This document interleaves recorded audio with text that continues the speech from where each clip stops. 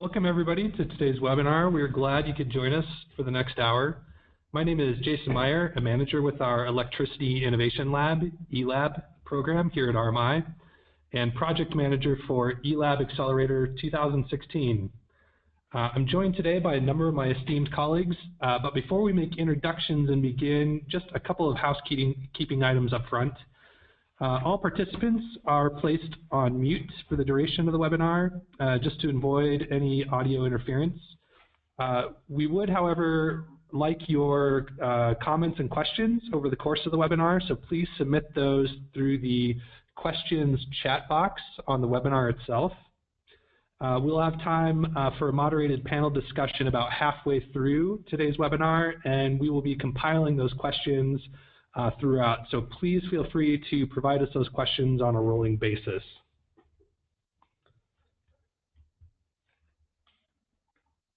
What is eLab? eLab is a key approach to meeting RMI's strategy.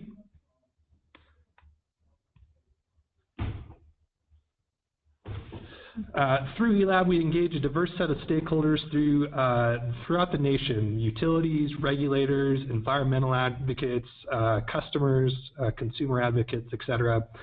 eLab brings together decades of experience and expertise in the electricity sector, technology, policy, and business, with leading-edge strategies to shepherd complex systems through change. We're really inspired by the best thinking on today's dynamism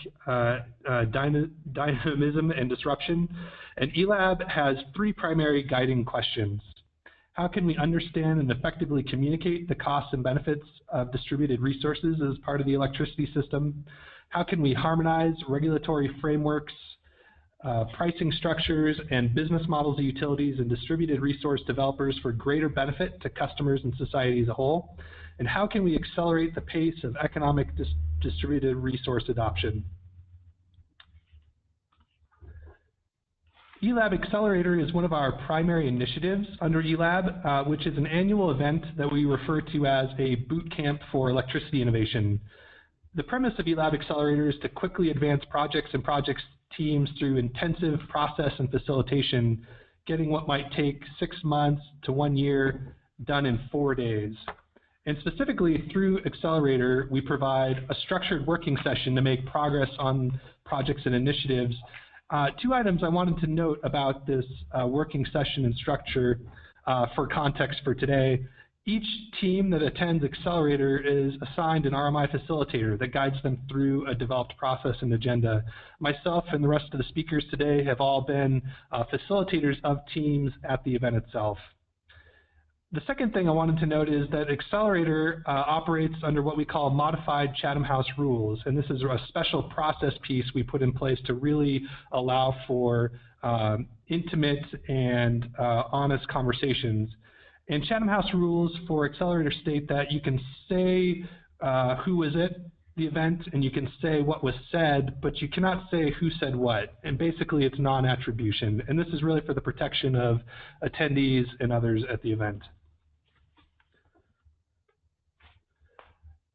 In addition, Accelerator provides participating teams a rich learning experience featuring experts on the latest thinking around, for example, new utility business models, distributed resources in the electricity sector, etc. It also provides tools and trainings to conceptualize problems in collaborative and innovative ways. Two other things, Accelerator really provides new alliances across project teams and stakeholders to form a broader support network with others working on similar projects. Finally, what's really special, in my opinion, about Accelerator is that it provides a unique environment conducive to creativity and breakthrough ideas. And this is both kind of embedded in the process itself, but also the location at Sundance Mountain Resort in Utah. Accelerator projects that attend the event are focused at what we call the electricity systems distribution edge. Typical Accelerator project types include things like new utility business models, regulatory structures, DER valuation, innovative customer and stakeholder engagement, and a project type in particular that we've seen a lot of over the last 3 years of Accelerator, topic of today's webinar, microgrid projects.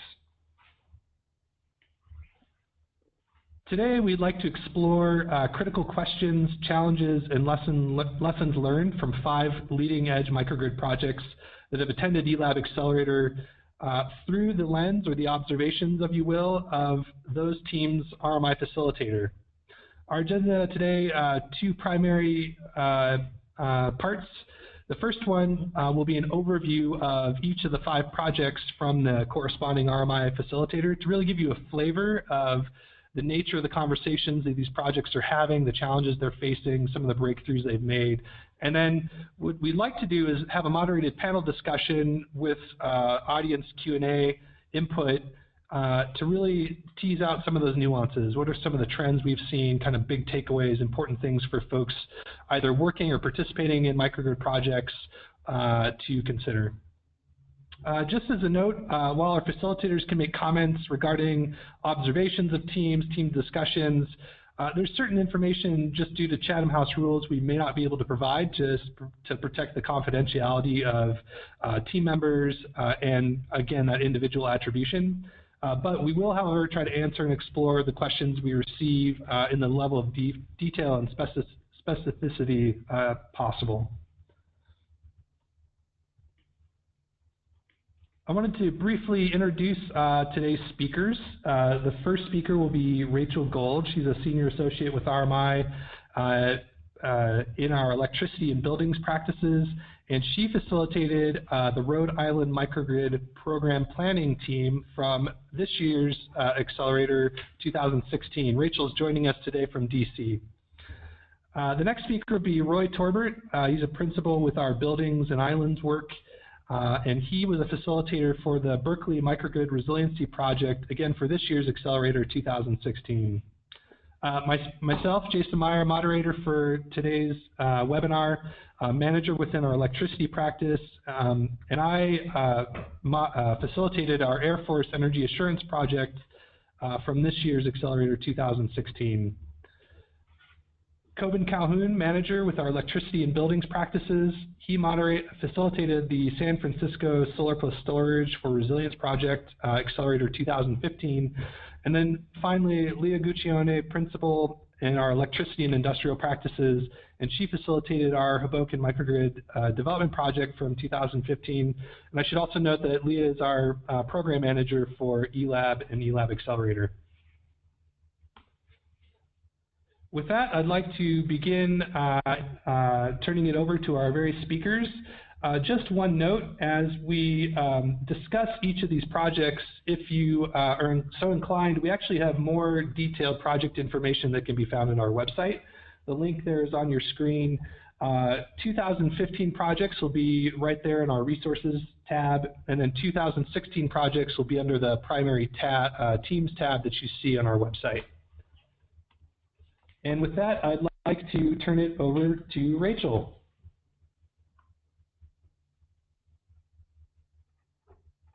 Great, thanks, Jason. I'm happy to join you all today and share a little bit about the Rhode Island Microgrid program team. This is a team at this year's Accelerator that came from the government of the state of Rhode Island, as well as a bunch of stakeholders who do work in the state, including some consultants and some representatives from the utility itself. And the team came to Accelerator with a purpose of really accelerating and developing their microgrid program across the state. So they were a really interesting and cutting-edge team because they were focused on setting state policy and thinking about how to advance not just a particular community's microgrid policy and set up a particular microgrid, but really how to scale microgrids more broadly across the state. And this was in many ways motivated by real threats to Rhode Island as a very coastal state, which is subject to extreme weather events and other emergencies. In particular, this came about after the events of Hurricane Sandy, which really affected the East Coast. And the objective of their time with us, and of the program in particular, is to provide energy surety and resilience for a set of critical facilities. And I'll talk a little bit about how those were identified. But coming to Accelerator, the team sought to do 3 big things. The first is to really clarify the different roles of the group that was joining us, what the purpose and goals were for the program, and also what the potential roles of different people could be within that program. They wanted to come to a shared understanding about possible design options, so kind of what their option set looked like. And in particular, they really wanted to learn from the great work that's happening with state programs in New York and New Jersey and Massachusetts, their neighbors. And so they really wanted to sort of leverage that knowledge and then leverage the knowledge of each other and some of the other participants and faculty of Accelerator in order to move forward. So next I'll tell you a little bit about the key questions that the team came up with. So they came to the Accelerator process with a bunch of questions really focused around how they could leverage the lessons learned from other states and really apply them to the state of Rhode Island. So, what is it about New York and what we learned in New York that could work for Rhode Island, which has one of the same utilities, but really only one big utility, and differences in regulatory structure, differences in the communities there, all those differences. How can we sort of apply those things? They asked questions around how we can value resilience, and in particular, how resilience plays with other value streams, like the kind of grid services that microgrids might be able to provide, and sort of how to balance between those. And then 3 big questions emerged through the Accelerator process. One was how we might incent the utility to align with the state's goals for microgrid development, so that the utility was rowing in the same direction. What policy designs would fairly allocate cost and value to different entities? So some of the challenges that are emerging around valuation for DERs more broadly came up in this conversation. And then again, a real focus on what the possible roles or responsibilities might be for different folks. And in order to kind of walk through that process, we really started with the sort of developing a shared understanding piece, which is typical to most Accelerator teams. So taking a look at what is the current system and therefore what key questions do we really have. And then we moved into a process of really defining for the group what failure and success meant to each of the participants. And that was a really good opportunity to get under the surface of what people's assumptions were and what we came into the process with. And then we went through a process throughout the rest of Accelerator around program design. So we were really iterative, and we started with a straw man, then kind of took a look at that, figured out where there might be points of leverage. We had the opportunity to get coaching feedback from other team members, and then really dove into those areas where there were still really important questions for the group around roles, around the definition of resilience, and around sort of what unknowns were left for this team, what things they wanted to figure out through analysis or through stakeholder conversations after Accelerator.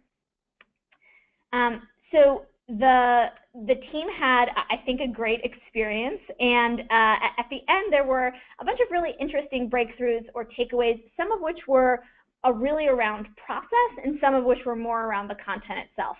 So one sort of process thing that we learned was that there's a lot of diversity of opinions within even a given entity like a utility or a state agency, and so it's important to really get under the surface of what different parts of an organization look like and their priorities in order to move things forward.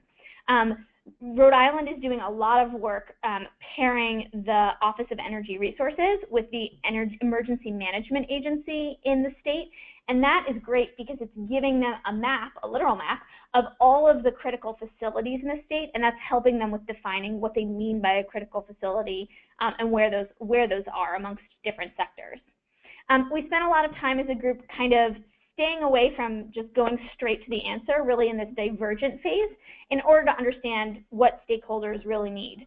And lastly, I think we really found a bunch of opportunities to align microgrids with existing processes or funding streams in the state. So one thing that's and a nice thing about where they are now is that there's really been a shift in the utility towards thinking about microgrids in broader rate design proceedings, in non-wires alternatives proceedings. So I think there's been a bit of a mind shift that came out of this. So right now the state is working on taking what they did in Accelerator and synthesizing it into a proposed program for approval within the Office of Energy Resources.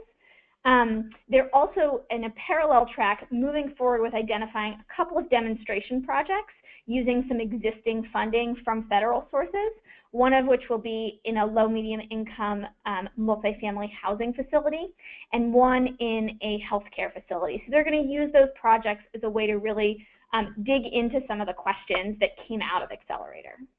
So those are the big pieces and a synthesis of what happened in Rhode Island, and I'll look forward to your questions. Great, thank you very much, Rachel. And now I'd like to turn it over to Roy to discuss the Berkeley project. Thanks, Jason. Happy to be here. So I had the absolute pleasure and privilege to be the facilitator for the Berkeley Microgrid Resiliency project. That team brought representatives from the City of Berkeley across the Climate Action Planning Division and the Transportation Department, as well as some technical consultants supporting them, their utility, and some regulatory experts from within the state. Those folks, over the course of Accelerator, I think, made amazing progress, but what they really brought to the facilitation time at Accelerator was a fairly well-defined project. It was clear that the microgrid was going to be built around an anchor facility, that being the Center Street Garage in downtown Berkeley. The questions that really then emerged is, what should the design, the technical components of this look like? What might that mean for the economics of the facility?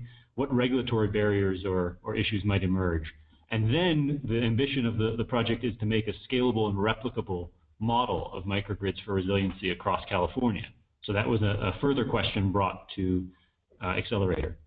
As a facilitator, I observed some things right away with the team, that having the anchor facility focused the team, gave them a sense of purpose, that we knew this facility had to be created, had to have a lot of thought behind it.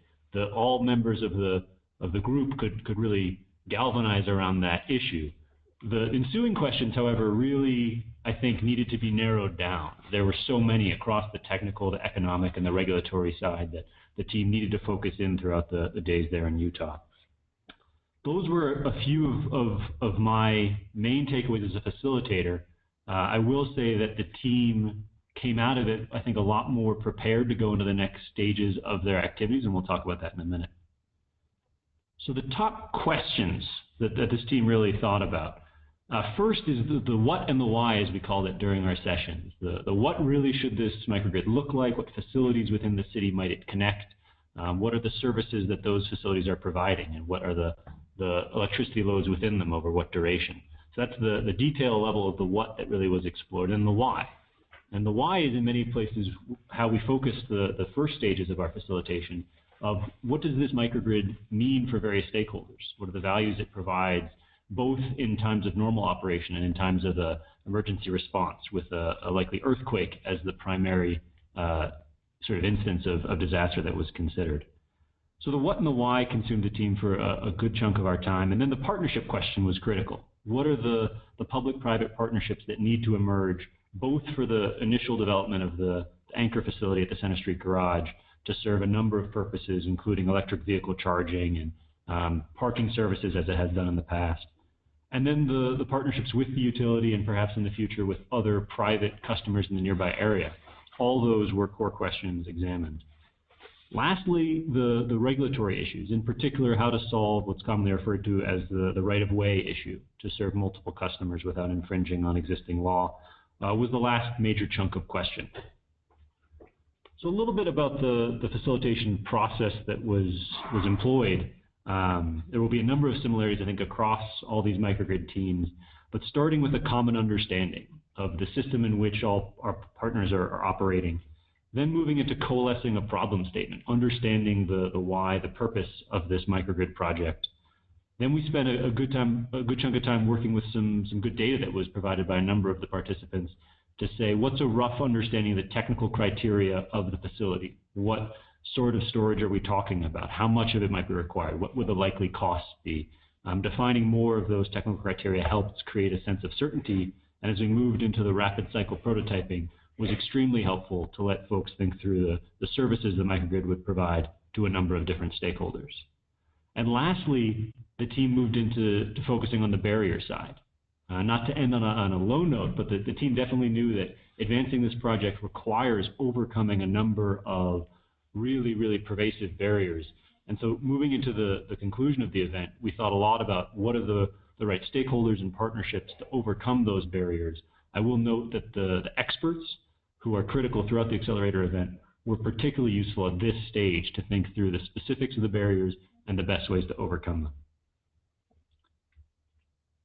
I'd say the takeaways were numerous, but a few that really popped out to me was the team discovered a sense of alignment that had already existed and one that deepened over the course of the event. In particular, the components of the ability to collaborate with the utility to find productive solutions that serve both the immediate needs of the city, but the long-term needs and objectives of the utility as well. Very, very clear takeaway from the overall event. The CPUC was certainly a stakeholder considered in advance of the event.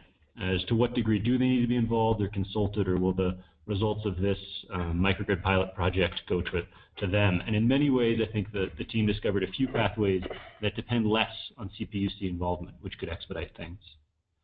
So where does the team stand today? And we're at a very positive stage of this project. Just last week, there was an internal kickoff establishing a steering committee that will give high-level oversight to both the technical side of developing the Center Street Garage in a way commensurate with the objectives of the microgrid, but also looking at the longer-term pilot and scale of microgrids for resilience across California.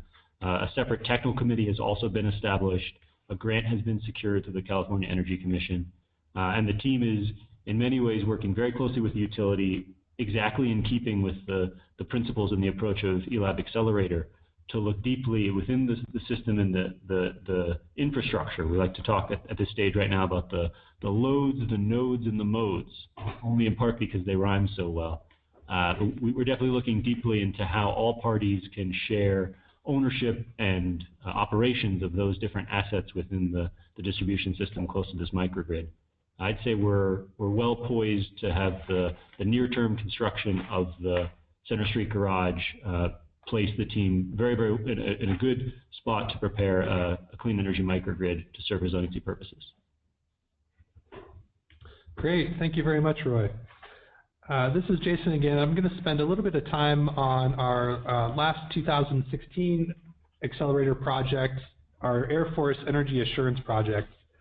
And one, I think, way to think about this project is that kind of at the enterprise level across the Air Force, there's a real vision for installing energy projects to meet the Air Force's mission assurance through energy assurance interests and goals, really focusing on things like resilience, cleaner energy, and also cost effectiveness to really be able to implement its mission whenever needed. And in addition, this team brought a group of folks from Joint Base McGuire-Dix Lakehurst, JBMDL, who are actually pursuing a very specific project at that location based on their experience through Superstorm Sandy. And the Accelerator team in general sought to do several things. One would to basically clarify next steps for both JBMDL and their kind of localized efforts, and also really what does that mean at kind of a programmatic level for the Air Force, and how does the Air Force think about these types of projects across its enterprise. And then there's this element too about clarifying what are resilient energy systems and how do they meet the vision of JBMDL. And I think the final interest was being able to really learn from other participants and faculty at Accelerator. I think one thing that was noted is that these resilience projects, although the Air Force might have kind of their own nuanced needs or kind of their own characteristics for these systems, they actually share a lot in common with the private sector or campuses or other folks that might be interested in resilient energy systems. A couple key questions the team came in with Accelerator with and also kind of developed over the course of the first day or two. Really this interest in how do we align site-specific resilience needs, opportunities, and characteristics with an enterprise approach. So you could imagine one installation might have very specific resilience needs, whether it's from hurricanes or from earthquakes or what have you, and they might have different opportunities or characteristics specific to that location, how do you institutionalize an approach that really supports kind of localized resilience approaches, but yet meets the overarching goals of the Air Force? Another element was, I think, common to many of these projects, how do we value resilience? How do we engage our utility in our process and solution? What are the individual objectives that drive interest in resilience, perhaps at the local level, but also at the kind of the Air Force HQ level? And what are our own individual understandings of resilience? There was a real diversity in understanding to this one point amongst the folks in this team. As a facilitator, we really started with a process to develop a shared understanding, as both Roy and Rachel have mentioned. There's certain knowledge or assumptions or insights that might be in place at kind of the local level versus HQ. And so this is a really meaningful and valuable approach to really get everyone on the same page. What are our needs and wants for these types of systems, and how do they align, and how do they differ, and how do we think about that as we look towards solutions? Another key process piece for facilitation was really a collaborative process design. So really engaging the folks at JBMDL involved kind of in the groundwork, kind of the localized implementation of resilience, and also kind of the policy level, the vision at the HQ level, and really using both assets to develop a joint vision, a joint process for future resilience projects. Another key process we went through at Accelerator was stakeholder engagement. And so we actually did a lot of work on specific stakeholder analysis, as well as strategic outreach of the results of that analysis. So who are the key stakeholders to our projects, to the processes we envision?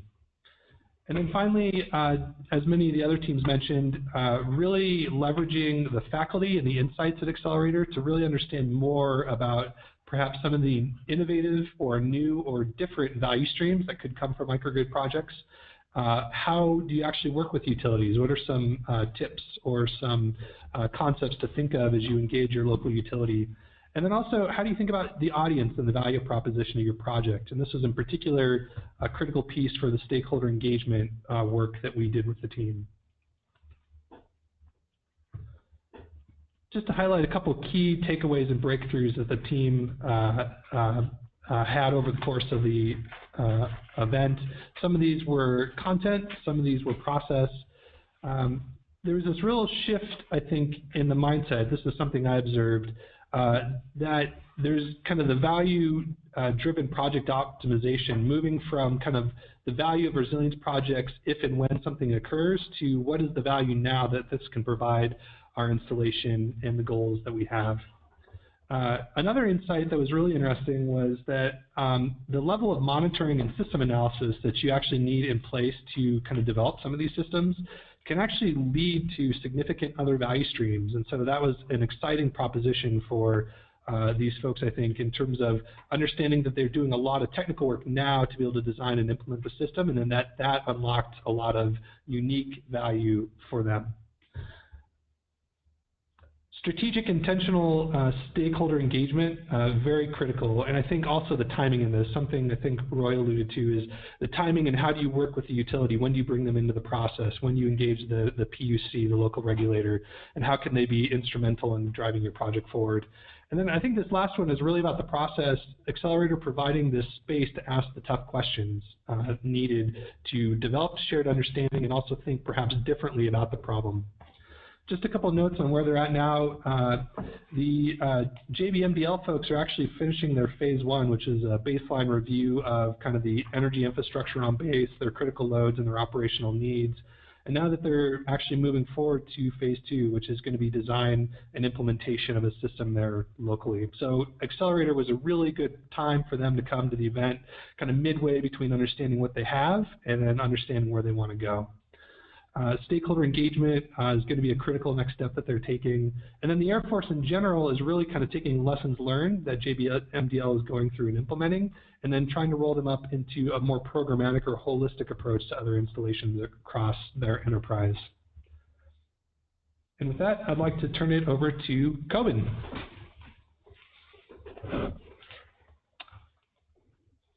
Great, thank you, Jason. Good afternoon. It's a pleasure to be with you today. I'm going to share a few of my insights from a team that was, the project team is titled San Francisco Solar Plus Storage for Resilience. This team is led by the San Francisco Department of the Environment and is a DOE-funded project to really look at opportunities to advance the expansion of solar in San Francisco, but also to begin defining opportunities for how you integrate solar plus storage for resilience in communities across the country. So in that way, it's a little bit different than some of the other teams that we've had at Accelerator, given that this isn't about a single site or location in a community.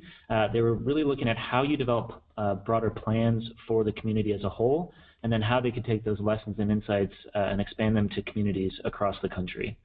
So in terms of what the main focus for this team was, as I mentioned, one was really on expanding the solar market and beginning to define plans for solar and storage for resilience.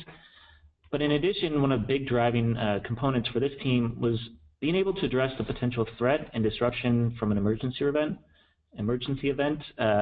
in the case of a major earthquake. And so that was really the context for this team coming to Accelerator.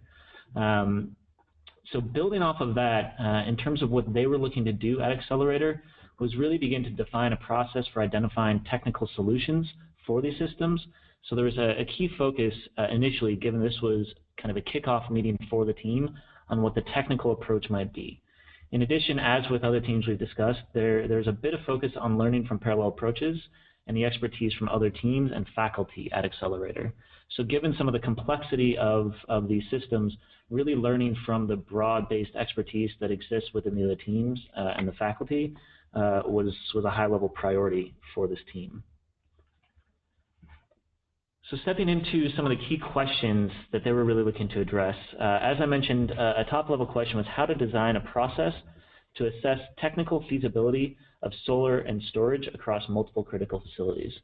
So again, they were looking at basically advancing these types of systems at more than one location in the city. In particular, they were looking to evaluate 12 different critical facilities across the city and how they could implement systems more broadly. As we actually got into more of the conversations and worked through some of the technical opportunities and approaches, other issues came to bear that were really critical, namely beginning to better understand the economic and regulatory barriers when looking to implement resilient systems, and really how the team could begin to address them as they look to roll out the design and implementation of the plans. Third is really thinking about what is the business case and really how can you value these systems. And I think there's a time dimension that they really looked at relative to this. So what is the value as you initially implement the systems outside of an emergency event? And then how can you use that to leverage investment in the infrastructure to have it in place when there is an emergency event? And then finally, another big question for them was how can we begin to disseminate the learnings across the country? When you look at the number of communities that are beginning to look more directly at how you can implement a plan for solar and storage and resilience, how can they best support that nationally? So as we actually got into Accelerator and started working through some of these questions, really started with modeling the current reality. So looking at a use case around a major earthquake event, what does that impact look like on the community, on the systems, and really what would a critical facility system look like within one of those events? So look to define a use case and then begin to get into some iterative planning around using that use case to understand how different critical facilities might need to be designed and respond in an emergency event. And by doing so and working through some of that iterative kind of technical opportunities, it really raised, again, these other issues around the economic and regulatory barriers. So if you're starting to look at multiple facilities within a single location with different ownership groups, how do you begin to bridge that? How do you begin to work with the utility and other critical stakeholders within the community to implement these systems? And then from that, the team was able to really hone in on some of the critical questions and areas of research that they could follow up on as they advanced the funded work over the preceding 2 years. So in terms of some of the takeaways and breakthroughs that I really saw within the team and as we worked through this topic, just really highlighting this ownership question. And when you start to think about kind of the value and looking at how you begin to address multiple facilities across or throughout a community, ownership is a critical issue. And how do you really engage multiple groups in both the design and the implementation of these systems? Second is really this value allocation. I think others have mentioned this as well. But how do you really assign value to these systems? Some markets are moving along faster than others, and beginning to break down the cost stack and the value stack of these systems and where you can align with existing incentives, but also long-term kind of adjustments to the market to really bring out the best value, such that you can use that to invest in these systems. An important component of this project is that a majority of these systems were being designed to be financed and supported through private means as opposed to public funding. And so this value question was critical to this project. And then finally, again, looking at kind of implementing resilient critical facilities and starting to think about some of the barriers or challenges when you think about kind of on-site design. So namely, for this group, thinking about what are the critical facilities that the community would orient towards in the event of an emergency, and are those facilities the best facilities to site solar and storage on? And if not, how do you really connect those two opportunities and at times potential challenges? So in terms of where they are now, the project has moved along quite well. First step was working with the community to identify the 12 critical facilities that they would evaluate further from a technical and economic standpoint. That was completed. In addition, they've basically developed and released their first set of key resources, including how they actually developed the critical facility map and creating an interactive map that I think other communities can learn from, providing guidance on critical load assessment and actually developing a tool that others can use, and then also beginning to develop a solar and storage sizing tool. So thinking about the existing load of a facility and how you might size solar and storage. Now they're really in the robust kind of roadmap development for the 12 critical facilities. And that's an ongoing process that they'll be completing in the coming months and years. Great, thank you very much, Coben. I'd like to turn it over to our final presenter, Leah, to discuss the Hoboken project.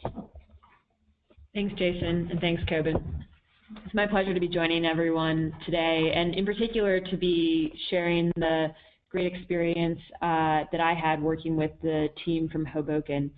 This group from Hoboken came to Accelerator to try and really further the initial progress they'd made looking at building microgrids in the city of Hoboken and also in New Jersey at large to be more resilient in the face of severe weather events and other things that might challenge the physical infrastructure in the state. The team, for those who are maybe not very familiar with what happened to the city of Hoboken during Hurricane Sandy, the city was one of the most heavily impacted municipalities by Sandy, with many, many residents in this 1 square mile city that went without power for between 2 to 3 weeks.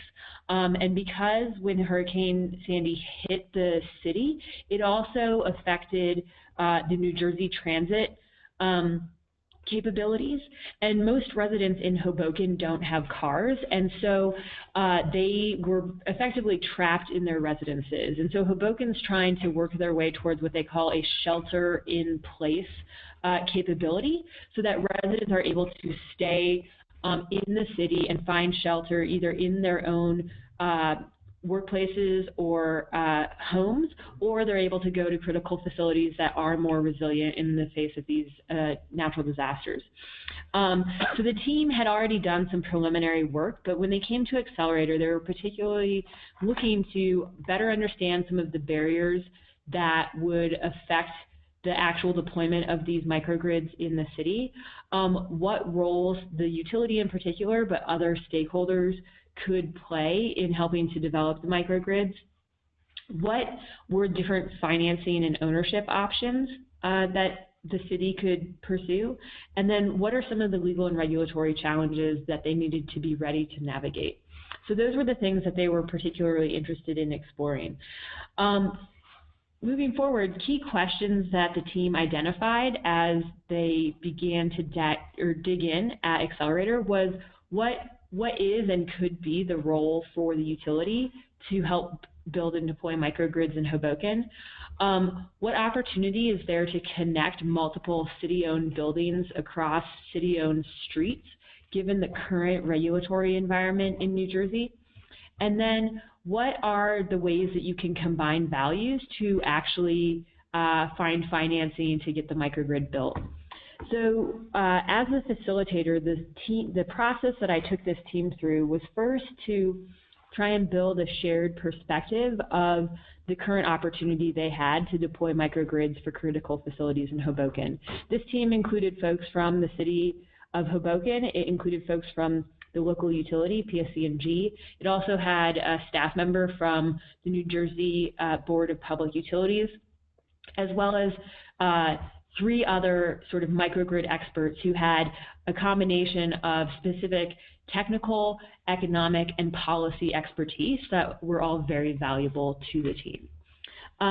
So working with those folks to really understand how they each saw the opportunity for microgrids in the city differently. And then we took some time to unpack the assumptions that everyone held around the current opportunity to build microgrids in Hoboken. And this was actually perhaps the most pivotal thing that the team did, was really taking some time to better understand each person's held assumptions around the role of the utility and the different possible ownership models and the different financing models that were available. And that was really a breakthrough conversation we had. From that, we identified some leverage points in the system that really provided some windows into possible business models for the microgrids. And then from there, the team worked to further develop those solutions, then to test and refine them given certain feedback and coaching. And then they started to work on a plan for action. And so that's the process that this team went through while they were at Accelerator. Some key takeaways and breakthroughs that this team had is first, actually, that redundant infrastructure can and should be part of the microgrid design. The city was already going to be doing some work to retrench and do road improvements in parts of the city. And one of the things that they decided to do was to lay additional conduit between some of these critical buildings so that there would already be the infrastructure capabilities to basically build a microgrid using that kind of backbone infrastructure. The second thing was some recognition that the regulations in New Jersey, at least, actually have some special provisions for providing power between customers in an emergency event. And so that really helped us think about different ways that we could tackle this multi-user ownership models and some of the financing opportunities. Then that there's many possible roles for third-party project developers to play, as well as for the utility to play in the microgrid. The team recognized that there was opportunities to leverage the distributed generation that would be part of a microgrid in the regional power market, and that would likely improve the project financing for the microgrids, and that it would be easiest to start with publicly owned critical facilities that already are slated to receive certain infrastructure upgrades in the next few years. So those were some of the big breakthroughs that this team had. Where they are now, so the city and the utility have been revising their memorandum of understanding to continue their partnership on building the microgrid. Shortly after Accelerator, the New Jersey Board of Public Utilities produced a white paper outlining their vision for microgrids in the state of New Jersey, and much of that was informed by some of the work of the team. The city is in the process of actually doing this infrastructure and conduit build out right now. And then the New Jersey Board of Public Utilities has announced the next phase of funding for microgrid projects in New Jersey. And the city and the utility are actually working into the next phase of detailed design on the project. So with that, I'll pass it back to Jason so that we can take some questions. Great, thank you very much, Leah, and thank you everyone for your brief overview. What we'd like to do now is a bit of a panel discussion, and in particular to weave in some of the questions that we're receiving, so please keep those coming through your questions window in your GoToWebinar app. So the first question is around, line of questioning is around the value of resilience. One of the primary topics that seems to emerge across our microgrid projects is this question around value of resilience. I wanted to begin with you, Rachel, your project in Rhode Island, and understand a bit more about the questions your team had regarding resilience value, and then what were some of the takeaways that emerged through your process? Thanks, Jason. Yeah, so this was definitely one of the key questions that the Rhode Island team came with, and I think they came at it from a really interesting perspective, which is that there was already an assessment in the state, or an ongoing assessment in the state, of 16 different sectors across healthcare and education and other sort of critical sectors that are determined to be important for public good reasons. And an assessment was going on already to determine sort of which of those were critical in which spaces and which parts of the state. And so they came in with this question around, well, given that, you know, which of these should we be selecting for which reasons, and how can we understand that to define what resiliency will mean for us? So a number of the team members did a little bit of a deep dive on our second day to think through some of the characteristics that they might use to define resiliency. So the number of population that would be at risk from a particular event, the kind of assets that would be at risk, the kind of economic activity that might be at risk, and then what the time frame of risk might be under different situations, so that then they can map that onto the information that they're getting from the Emergency Management Agency to really target program parameters for the kinds of microgrids they might try and incentivize or encourage across the state. So they really thought about resiliency as a filter or a way of thinking through how to prioritize different microgrid projects, you know, given that they were thinking at the state level. Great, thank you, Rachel.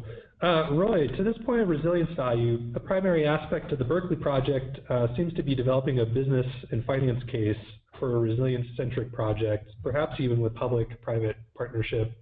What insights did you gain over the course of Accelerator, and where do you see the city going regarding this aspect? Yeah, thanks, Jason.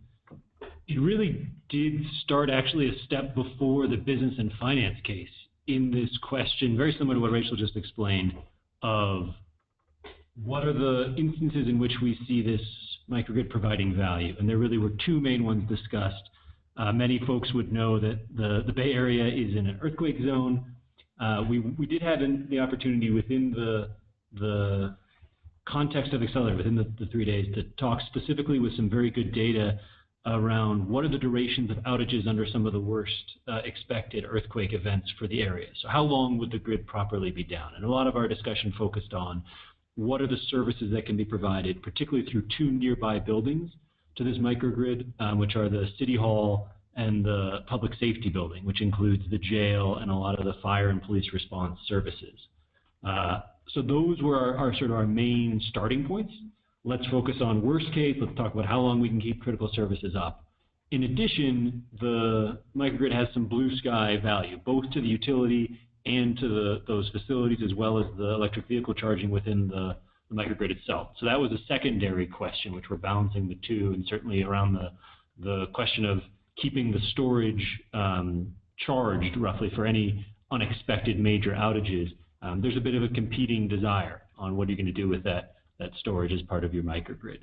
So really our question started there, and then we were able to say, okay, presuming the very rough concepts of the design. How much investment in aggregate are we talking about, and what does that mean for the overall economics of a project like this?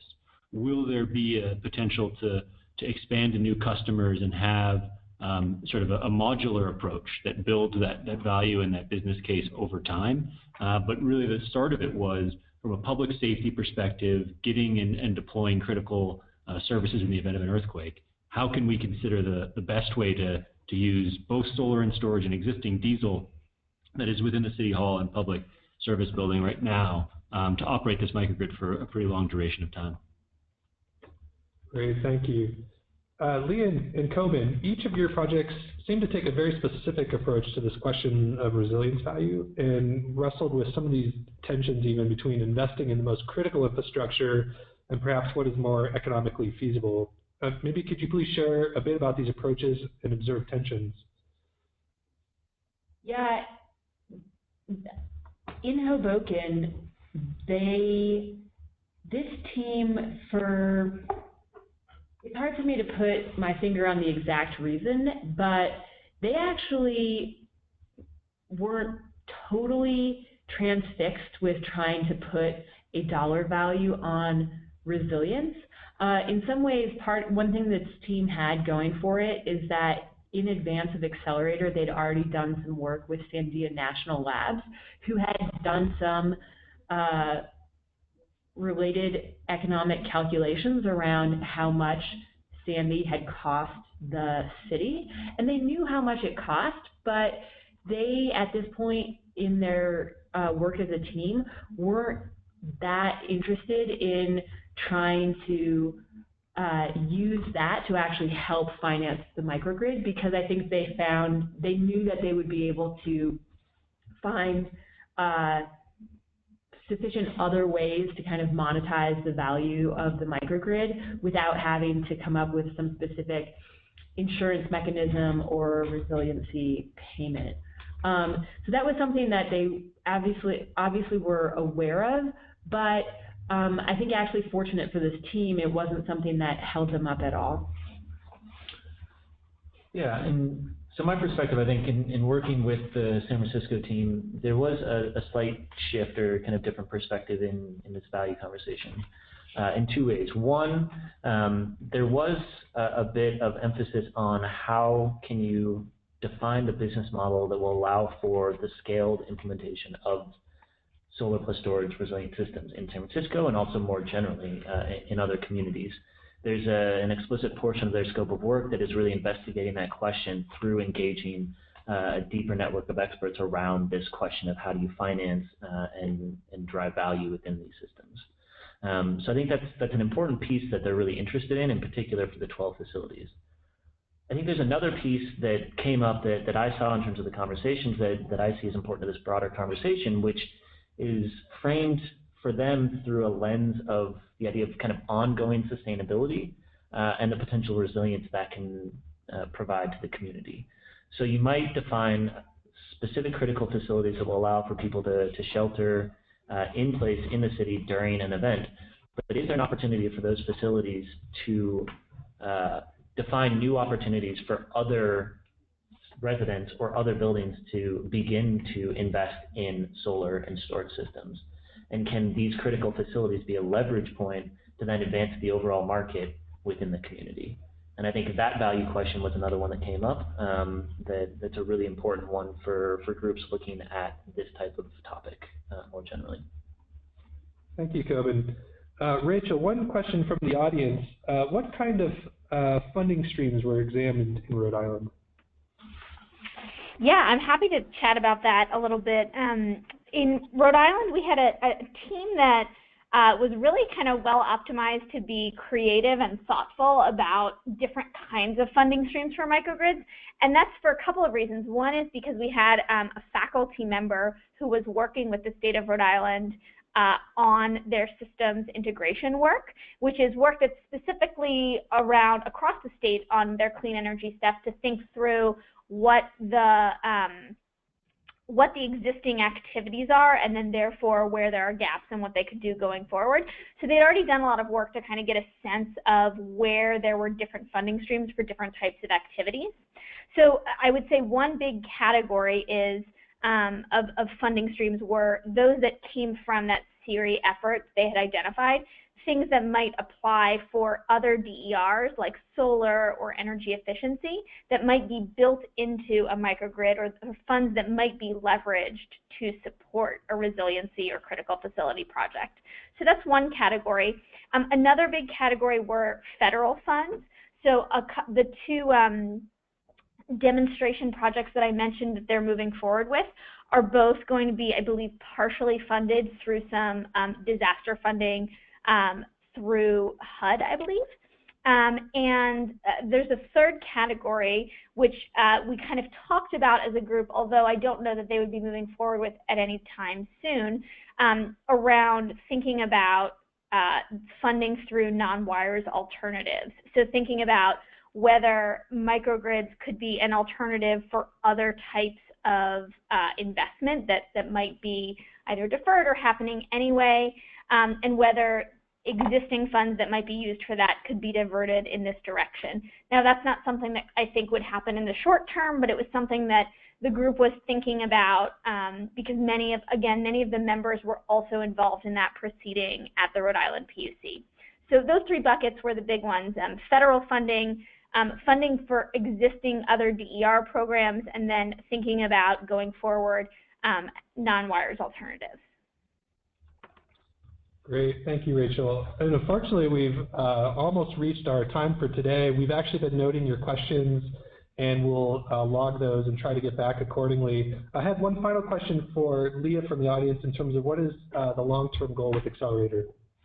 So the long-term goal with Accelerator, which is an annual event, and we're actively soliciting applications for our 2017 event, but our goal is to really create more proof points in the industry that are going to help us drive towards a transformed electricity system even faster.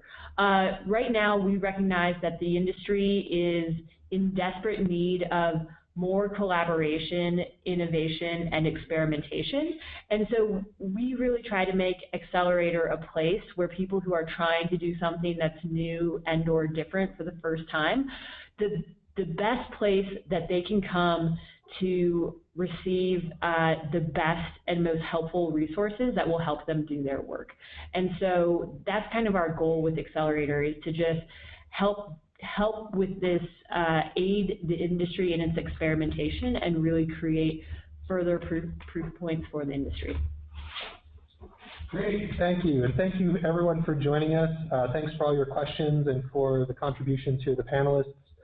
Just a final note, so Accelerator 2017 is now open for applications. And if you have any questions regarding either Accelerator 2017 or perhaps even very specific questions about the projects and concepts we reviewed today, please feel free to reach out to Courtney Fairbrother, our project manager for 2017. And with that, I wish you a good day. Thank you.